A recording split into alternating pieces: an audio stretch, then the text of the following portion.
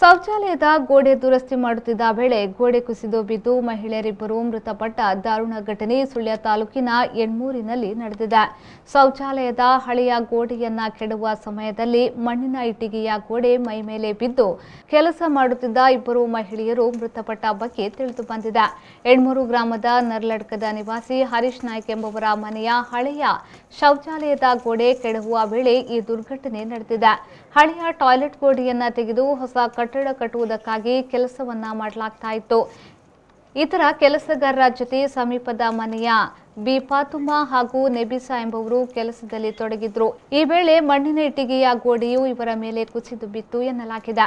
ತಕ್ಷಣ ಅಲ್ಲಿದ್ದವರು ಅವರನ್ನ ಮಣ್ಣಿನ ರಾಶಿಯಿಂದ ಹೊರಗಡೆ ತೆಗೆದು ತೀವ್ರವಾಗಿ ಗಾಯಗೊಂಡಿದ್ದವರನ್ನ ಆಸ್ಪತ್ರೆಗೆ ಸಾಗಿಸಿದ್ರು. ಆದರೆ ಕಾಣಿಯೂರಿಗೆ ತಲುಪುವಾಗ ಬಿ ಫಾತುಮಾ ಅವರು ಕೊನೆಯುಸಿರೆಳೆದಿದ್ದರಿಂದ ಅವರ ಮೃತದೇಹವನ್ನ ಮತ್ತೆ ಹಿಂತಿರುಗಿ ನರ್ಲಡ್ಕಕ್ಕೆ ತರಲಾಗಿದೆ.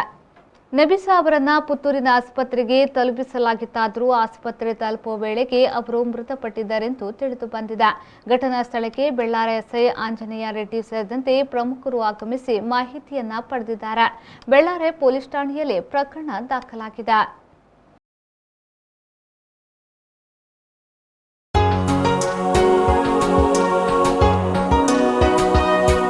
ಸುಮಾರು 22 ವರ್ಷಗಳಿಂದ ಕರಾವಳಿ ಭಾಗದ ಜನರ ಮನೆ ಮಾತಾಗಿರುವ ಎಂಪಿ ಸಿಲ್ಕ್ಸ್ನಲ್ಲಿ ಬೃಹತ್ ವಸ್ತ್ರಮೇಳ.